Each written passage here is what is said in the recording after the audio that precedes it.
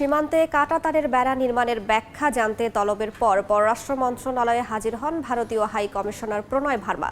সেখানে আছেন রিপোর্টার তাজওয়ার মাহমিদ। সরাসরি যাচ্ছি তার কাছে। দেখুন, কিছুক্ষণ আগে পররাষ্ট্র মন্ত্রণালয়ে ভারতের রাষ্ট্রদূত এসে উপস্থিত হয়েছিলেন একটি তলবের প্রেক্ষিতে, এবং পররাষ্ট্র সচিবের সঙ্গে তিনি প্রায় আধা ঘন্টার বেশি সময় ধরে বৈঠক করেছেন এবং পরবর্তীতে তিনি কিছু কথাও গণমাধ্যমে বলেছেন। মূল বিষয়টি যেটি সেটি হলো যে সাম্প্রতিক যে বাংলাদেশের কয়েকটি জেলার সীমান্তে ভারতের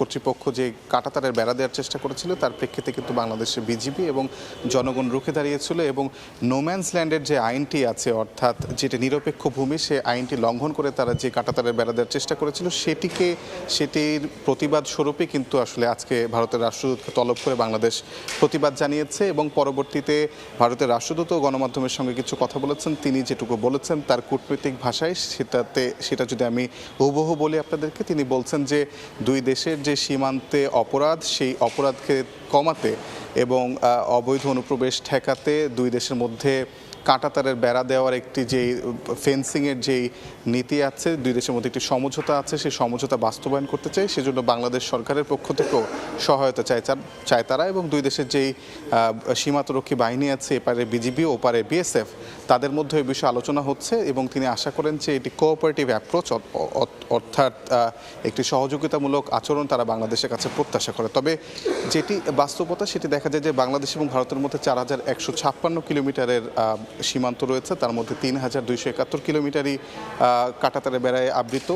বাকি যে 885 কিলোমিটার আছে, তাই সেইটুকু ভারত আসলে সম্প্রতি কাঁটাতারে বেড়া দিয়ে নিরাপদ করতে, তাদের পক্ষ থেকে তাদের ভাষায় নিরাপদ করতে একটু উদ্যোগ নিয়েছে, যার প্রেক্ষিতে 3 বিঘা করিডোর যে বাংলাদেশের লালমোহনীরহাটে আছে, নওগাঁ, কুষ্টিয়া এবং ফেনীতে, এই কয়টি জেলাতে কিন্তু তারা এই নোম্যান্স ল্যান্ডের মধ্যে, অর্থাৎ যেটুকু দুই দেশের মাঝখানের ভূমি, যেটুকু নিরপেক্ষ ভূমি বলা হয়, সেখানে তারা কিন্তু কাঁটাতারে বেড়া দেওয়ার একটি অপচেষ্টা চালিয়েছিল। এবং তার প্রেক্ষিতে কিন্তু বিজিবি এবং বাংলাদেশের যে জনগণ সীমান্ত পারে, তারা কিন্তু সেটার প্রতিবাদ জানালে তারা পিছু হটতে বাধ্য হয়। এবং এর প্রেক্ষিতে কিন্তু আজকে স্বরাষ্ট্র উপদেষ্টা সকালবেলায় বলেছেন সচিবালয়ে যে এই বিষয়ে কিন্তু আসলে পররাষ্ট্র মন্ত্রণালয়কে বলা হয়েছে যে তারা যেন ভারতের রাষ্ট্রদূতকে ডেকে বিষয়ে প্রতিবাদ জানায়। তারই প্রেক্ষিতে আজকে ভারতের রাষ্ট্রদূতকে ডেকে, প্রণয় ভার্মাকে ডেকে পররাষ্ট্র মন্ত্রণালয় আনুষ্ঠানিক প্রতিবাদ জানিয়েছে ভারতের যে নোম্যান্স ল্যান্ডে কাঁটাতারের সীমান্ত আঁকার যে চেষ্টা, সেটার বিরুদ্ধে। তো এই ছিল আমার কাছে পররাষ্ট্র মন্ত্রণালয় থেকে সর্বশেষ খবরাখবর।